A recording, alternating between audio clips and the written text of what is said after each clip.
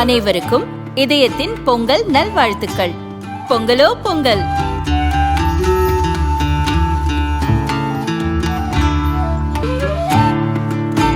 அனைவருக்கும் இதயம் மந்த்ராவின் பொங்கல் தின நல்வாழ்த்துக்கள். பொங்கலோ Pongal. Wherever you go, whatever you do, throw a little at it. Omax, Vest and Briefs. ஓட்டு வங்கி அரசியலுக்காக சட்டத்துக்கு எதிராக செயல்படும் தமிழக அரசின் செயல் ஜனநாயக விரோதமானது என்று இந்து முன்னணி குற்றம் சாட்டியுள்ளது. அதன் மாநில தலைவர் காடீஸ்வரா சுப்பிரமணியம் அறிக்கை.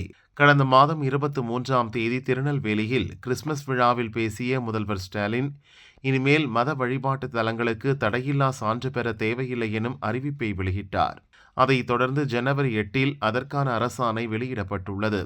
ஏற்கனவே தமிழகத்தில் பல பகுதிகளில் அனுமதியில்லாத ஜெபக்கூடங்கள், மசூதிகள் பெருகி வருகின்றன. அனுமதி இல்லாமல் கட்டப்படும் கிறிஸ்துவ, இஸ்லாமிய வழிபாட்டு தலங்கள் பற்றி புகார் கொடுத்தாலோ அதிகாரிகளிடம் முறையிட்டாலோ எவ்விதமான நடவடிக்கையும் எடுப்பதில்லை. தடையில்லா சான்று பெற தேவையில்லை எனும் அரசாணையின்படி ஏராளமான மத வழிபாட்டு தலங்கள் வர வாய்ப்புள்ளன. இந்த அரசாணை முழுக்க முழுக்க திமுகவின் சிறுபான்மை ஓட்டு வங்கியை குறிவைத்து போடப்பட்டுள்ளது. இதை இந்துக்கள் உணர வேண்டும். இந்த விஷயத்தில் இந்து முன்னணி சட்ட ரீதியான நடவடிக்கைகளை எடுக்கும்.